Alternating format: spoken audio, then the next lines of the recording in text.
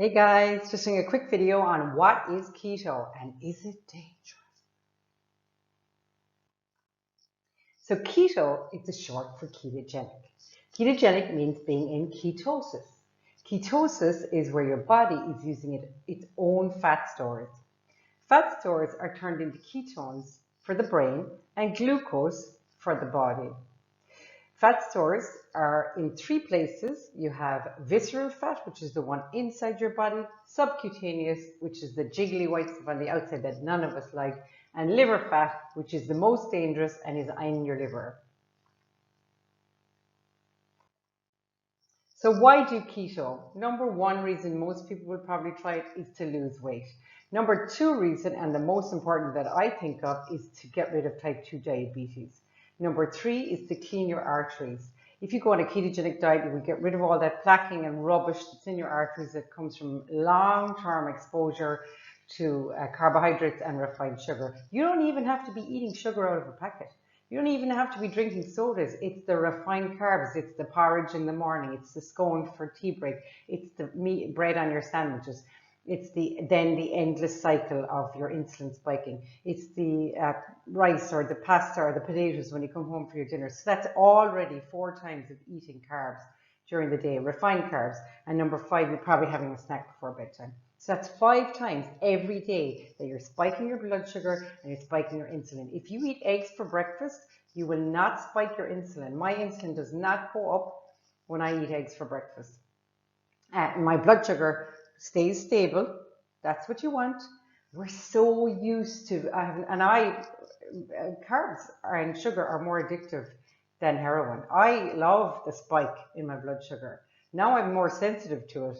But when I was insulin resistant, I loved it because it was constant. And then I had to constantly feed myself and feed my desire. And I was constantly hungry and hangry and feeling like stressed. Now, none of that.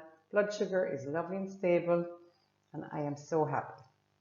So to get rid of dangerous liver fat, so this is something we don't know that's going on in our bodies. They reckon that about 85% of people in the Western world have excessive liver fat. They are now seeing liver fat in children as young as 5, but they reckon that there are a lot of children younger than that have it, but they're just not being brought to the hospital because it's not presumed. So there's a lot of insulin resistance starting from a very, very young age. To get rid of dangerous visceral fat, that's the one on the inside. Sometimes you hear about very skinny people and they might have a heart attack or something. It turns out that you can be very skinny. You can be on the edge of type 2 diabetes or even type 1 diabetes, and you have this fat that's stuffed inside your body, and it has basically fat from the liver that has spilled over, and it's very, very dangerous for you. Nowadays you can get CT scans, a special type of scan to check how much visceral fat you have. If I had the money, I think they're about 600 or 700 euros. You can get them done in Ireland, amazingly, in some of the private clinics. They are not covered by health insurance, but I would be getting one done. If I had any doubt, I would be getting one done. And if you eat a lot of carbs, if you're eating porridge for breakfast or overnight oats or whatever the flip, you should get checked for these things if you have any concerns. These things are not necessarily genetic at all. They're actually just to do with chronic inflammation caused by chronic raising of your insulin on an ongoing basis, and that you are basically putting your body under this constant pressure. To manage your blood sugar, to get rid of metabolic illness, insulin resistance. Metabolic illness is considered to be the cause of almost all chronic illnesses in the world today. To heal, and here is a list of some of them, there are other ones, to heal chronic illness such as Crohn's, colitis, autoimmune disease, fibromyalgia, MS, dementia, Alzheimer's, epilepsy, and to prevent cancer. Epilepsy is in a special category, but that's how the ketogenic diet was invented, was for epileptic patients because they couldn't find a medicine that would work, and ketogenic diet is the only thing that works. They have to be on a very strict ketogenic diet. I cycle in and out of mine because I'm not in that position. Here are some of the foods. What to eat: low carb, non-refined foods. Now, cheese is a refined food, of course, and some of the lettuce, obviously things are processed, as in they're put in bags and stuff. But in general, cheese is very minimally refined, and it's basically a fermented food, so it's very, very good for you. Sheep and goat's cheese is the best, but I love cow's milk cheese. and we live in Ireland, so we have pretty good milk. So I am happy with that. This is arugula. This is fried bacon, walnuts, and some people like pecans. There's loads of different nuts you can eat, but the best ones are walnuts, pecans, pistachios, and Brazil nuts. 3 Brazil nuts a day for your selenium, and there's some other, macadamia nuts is the other one. And this is my typical breakfast, is boiled eggs.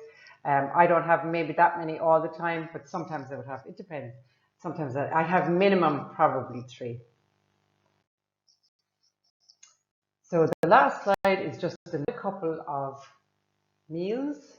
So here we have, this is an omelette with bacon fried in the bottom, an omelette, some vegetables, that's grated cheese, there's some tomato, there's some chopped up onion. This then is broccoli. My favorite ketogenic meal is fried broccoli, very minimally fried, with red onions, and then throw in 3 eggs. I don't even beat them because I am that lazy when it comes to cooking, but I like the nutrition, and lots of grated cheese on top, and black pepper and sea salt, and I'm away in a hack. I don't even take it out of the pan. I literally eat it out of the pan.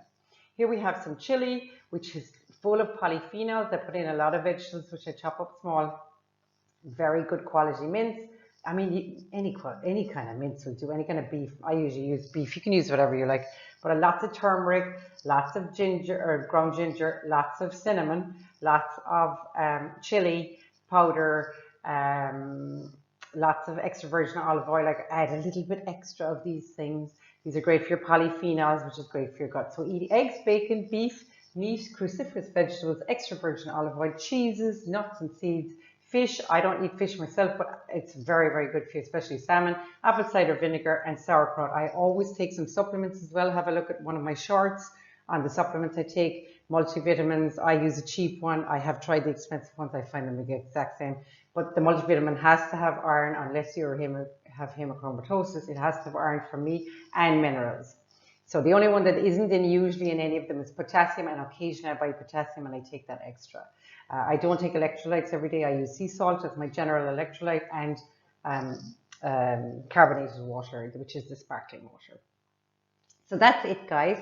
Keto is so ordinary, normal. I mean, when I went to get my bloods done, have a look at my other video on my blood work. My blood work after 6 months of keto is perfect. Everything in my body is working perfectly. I have absolutely nothing to worry about. I cannot believe how amazing I feel. But when, before that, I used to feel like shit all the time. I used to just feel like shit. Now it's like a whole new world. And even when I first discovered people like Dr. Fung, who wrote the obesity code and was talking about intermittent fasting, and he wasn't necessarily keto, but then I discovered other people were talking about keto, and I said, why have they been hiding this other world? Why are we learning about the food pyramid that has carbs at the eat mostly carbs, when there's this whole other world? You're never hungry, you feel happy, your brain is happy, your body's happy, your gut is happy, which is the most important one. And I would say feed your gut, mind your liver, which we don't know what's happening in there, but you can tell in your blood tests. And there's loads of other really great blood tests out there now that you can tell on, and you can also do these CT scans. So mind your body, mind your mind. See you soon.